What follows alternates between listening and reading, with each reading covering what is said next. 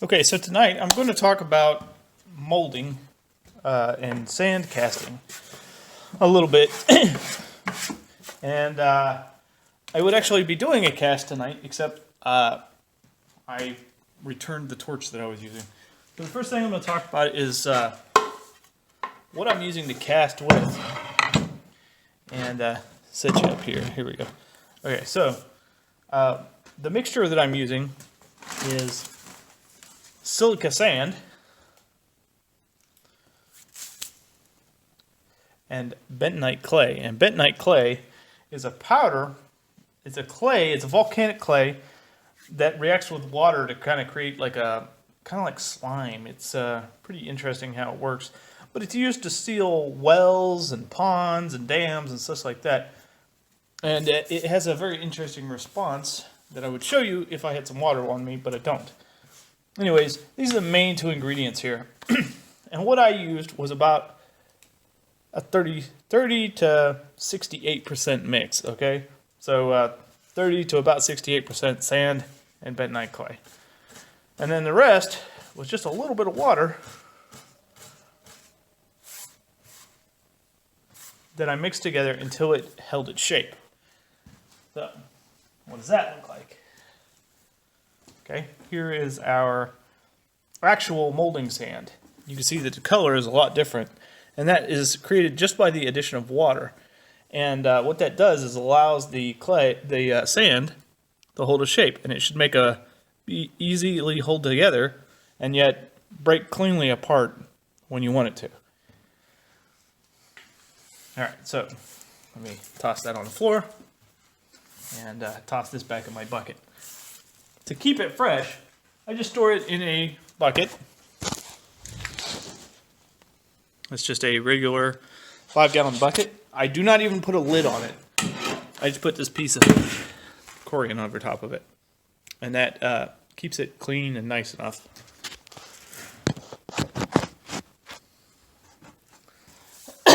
So, I'm going to ram up a mold. And I can show you some of the things that I've casted. My first experiment was a bottle opener. It's just a wooden piece that has a notch cut in it. That's it. And the nail allowed me to pull it out of the mold. The second thing was another bottle opener, which you have probably seen this if you followed along on Instagram or anything like that, because I forgot to put it in my pocket, so I don't have it on me. So, that's another thing. Now, when I molded this side down, and when I was done, I demolded it by putting some screws and lifting it up. And I prepared another mold, but I can't find the other piece. There it is. Okay. So, our other mold is just a handle from something. And I don't anticipate this being a successful mold. I don't think that it would be a successful cast because it's not prepared properly. First off, these aren't flat. They're not perfect. But it's going to be close enough for a demonstration.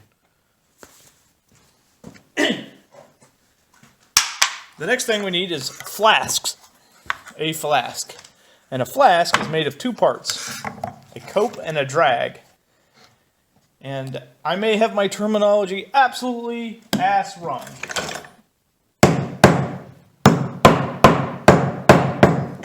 You want to make these really strong. You can see I used pretty thick wood. Unfortunately, I only used nails. If I'd driven some screws in here, it probably would last better. And make them out of something cheap, because they're going to get burned. One way or another, you will dribble material on them. Anyways, the top piece is a cope, and the bottom is the drag. I may have that backwards. It may be the bottom is the cope, and the top is the drag. But I believe that the bottom is the drag, and the top is the cope. So the first thing that you want to do is you want to take your top piece, your cope, and put it aside, and you want to take the drag and flip it over. Inside of the drag, you are going to place your part, or side A of your part, which you are going to want to mark these.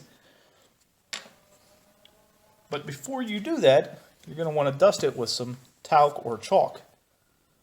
And I have right here some scented baby powder, because apparently at Walmart you can no longer buy non-scented baby powder. What the hell? And put a little bit down inside of there too. Not a lot, just a little bit. You don't want to deform your surface too much. And place our part inside. Ta-da!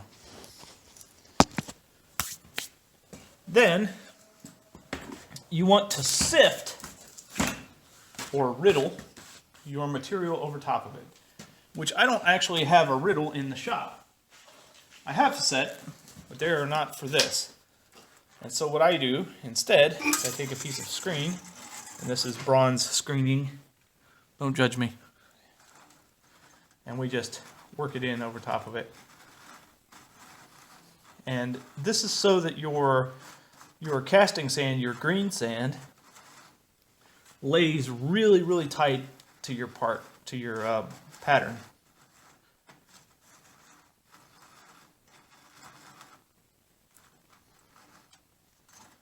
All right, and so all these big chunks can go back in my box. All right, so now that they're in there pretty well, you can see that I've got a nice little mound going on. Now that they're in there pretty well, now I can take a big handful, and I like to mix my bucket up a little bit before doing this.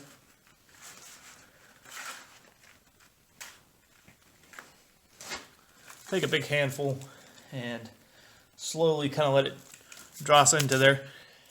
And then you want to take your ram, there's actually a proper term for these, but I don't know what it is.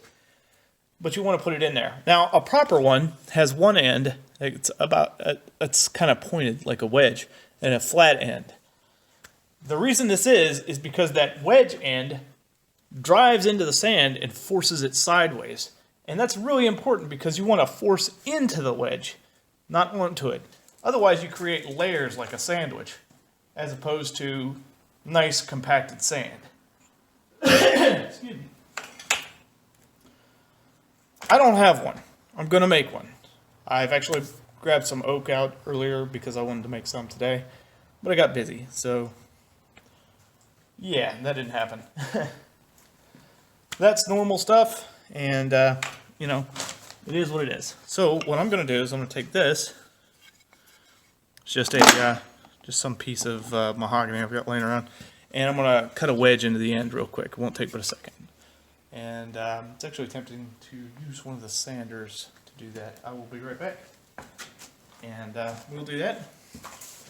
So here's what we're starting with, and I'll show you in just a second what we got. And through the power of pressing the pause button, here we go. That's it. It's got a flat end and a pointed end. That pointed end is very important. So here we go. You just take it and try not to move your part too much. So you don't want to just like beat the hell out of it. But you're really trying to push the sand into itself to create a good, solid form. And I may demold this and do a miserable job, but I'm trying to show you the proper way. So, you know, now there are several types of sand that is used for casting. One of them is sodium silicate sand, which can be easily made on your own. And another is green sand. Now there are several different types of green sand. Green sand can be made with a water bond, like I have done, using a silica sand mixed with a binding agent. In my case, I'm using bentonite clay as my binding agent.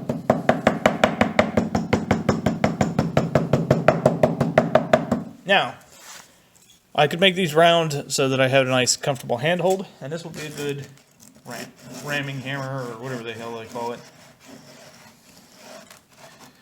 Now we're going to strike off our mold here, and it looks like it took pretty well because I don't see any major rough spots. Now let's lift up, and you can see our handle in negative there.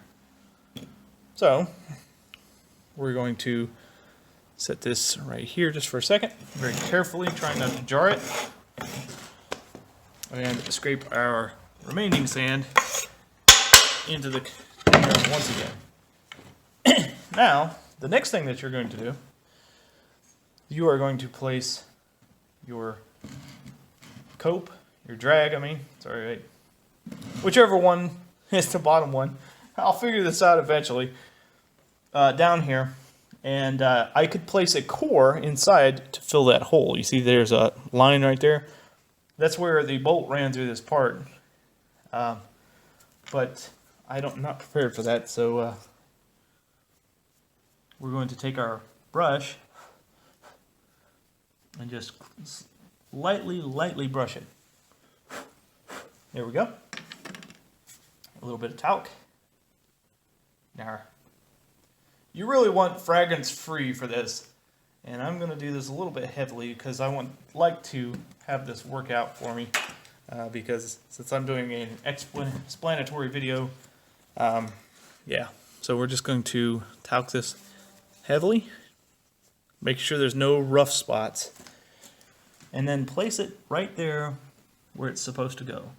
Now, if this was a proper mold instead of a broken handle, you would have index pins so that you knew that you were placing it and it wouldn't slide.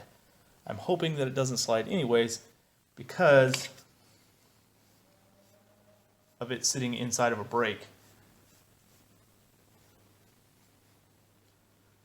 Okay, so I'm going to chalk it one more time just in case. We're just lightly brushing it. Now you might want to pick up an artist brush, a quality brush, instead of one of these boar's hair brushes. But so far for the rough stuff that I am doing, I'm not super concerned about it. Then we place our cope, our top piece, on top of there, making sure that it is indexed. You want to have some sort of pins in each of these to hold them in place. But since I've just been experimenting here, I don't have that. I've been figuring this out on my own, and so I don't have any of that yet. I'll get to it. Do as I say, not as I'm doing. And then we take our riddle and place it over top of there and put our first layer of sand right in the top. And I've actually noticed a benefit to this being a screen instead of an actual riddle, and that is, well, this is heavier than most riddles are, and a riddle is basically a shell with a screen of a certain mesh size, and a mesh is determined by how much is contained within 1 square inch. Now that's what a riddle is, and if you want to find some that are cheaper than you might find at a foundry supply store, then I would suggest looking at riddles for finding gold. My set is for finding gold, and they're very durable. They fit right into the top of a 5-gallon bucket. Very handy, and they cost a lot less than these would have. All right, so now that I've got a nice mound in top of there, we're going to put our first handful on there. And we're just going to lightly drop it in there. If this was a bigger, more detailed mold, I would take my hand and kind of pat it around the mold first. But it's not that detailed, so we're not going to worry about that too much here. And we're just going to lightly start ramming the sand into place, changing direction rapidly and often, because we want it to mesh together, to really press together. That's the most important part. Once it's together, the sand will stick very well and hold it in place. Now, where am I going to pour the metal? I'm sure that's a big question. The sprues and vents. There are sprues, vents, and risers. And a sprue is where you pour the metal in. A riser is where the metal vents out to. A vent, on the other hand, is on a detailed mold or a mold that has extra legs. And a vent is so that air and gases have somewhere to go. And in this case, it's very simple. So I will only need a sprue and a riser, and I'll show you how I cut those in just a minute. Most of my casts will be very simple. That's the hope anyway. If I ever get into this big time, well, I don't intend to, but you know, I'm also not foolish enough to think that I never will.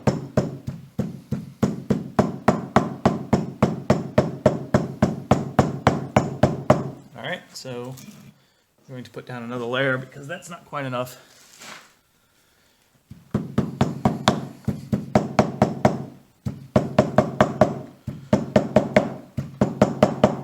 If you are watching this and you determine that I am using something incorrectly or my terminology is wrong, then please inform me. I am experimenting and learning this on my own. I've never had an instructor in this. And yeah, so we're just going to strike the top off. And there's some big voids over here, so we need to fill those in. So we reach back into our bucket. And we just kind of try to put some in place there. Now, sodium silicate sand is a lot more forgiving for this kind of thing. Because sodium silicate sand cures. Unlike this. This never actually hardens. There we go. That's a little better. We're going to stick with it. So, here we go. We're just going to slide this off. Set it aside without moving anything for now.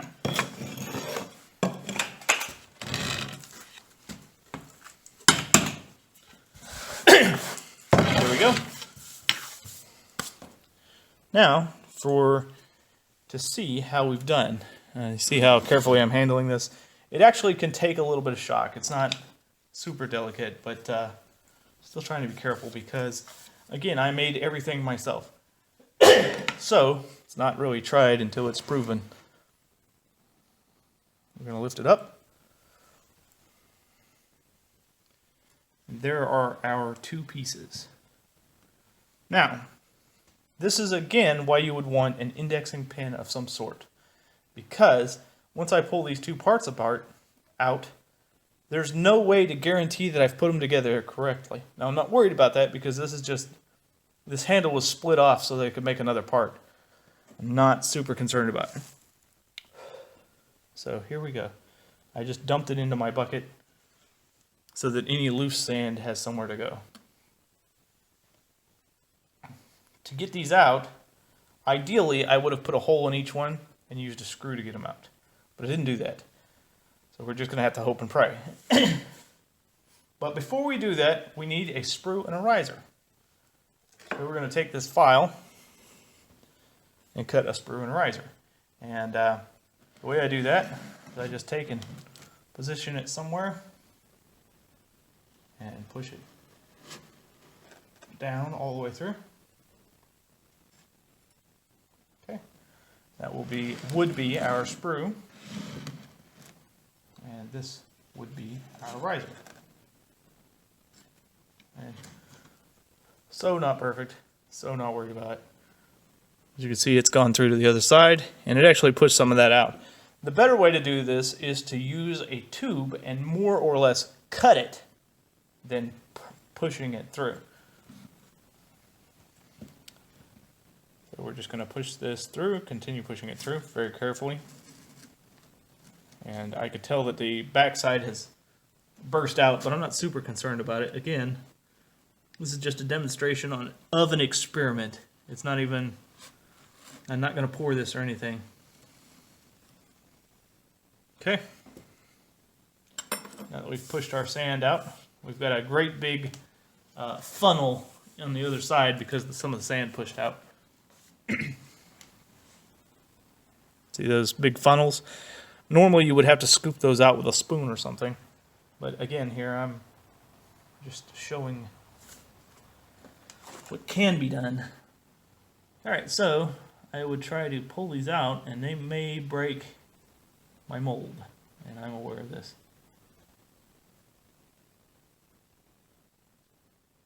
Especially since I'm struggling here. There we go. There's one. And it's a little bit damaged, but that is a usable piece. I can take a file to anything that needs image. And I should have cut myself a little channel from my sprue and my riser to give the aluminum somewhere to flow without disturbing it, or before I disturbed my pattern.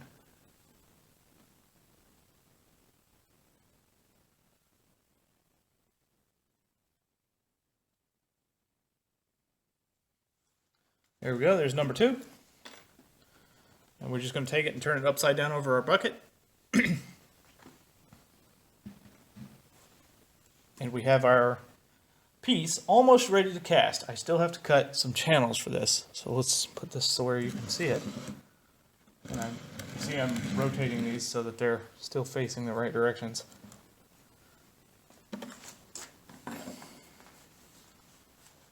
And I'm going to use the knife that was here, but it's not here anymore. Yeah, it is. I put it away. Miracles. May they never cease. So we're going to cut away from our hole here.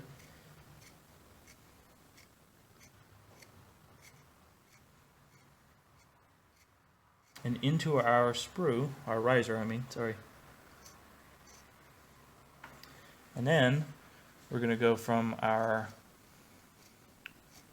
front of the mold to our sprue. And we want to make it fairly good sized, because every time that I've made them too small, I've ended up with a lot of shrink in the part. And that should be big enough. It doesn't. So the rule of thumb that I have created for myself is about half. So a quarter to a half of the diameter of whatever part you're making. So in this case, I've done about a third, and that should be enough to prevent the shrinkage. So far, that's been a good rule of thumb for bronze. For aluminum, it might be different. I don't know yet. Then we would take our drag and put it on the bottom, and our cope and put it on top.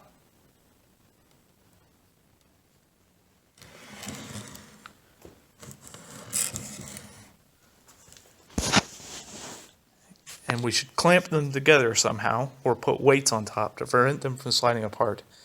But at that point, now you can pour into your sprue, and there's your riser, and it will pour in. And when you see aluminum or bronze come out the top of your riser, stop pouring.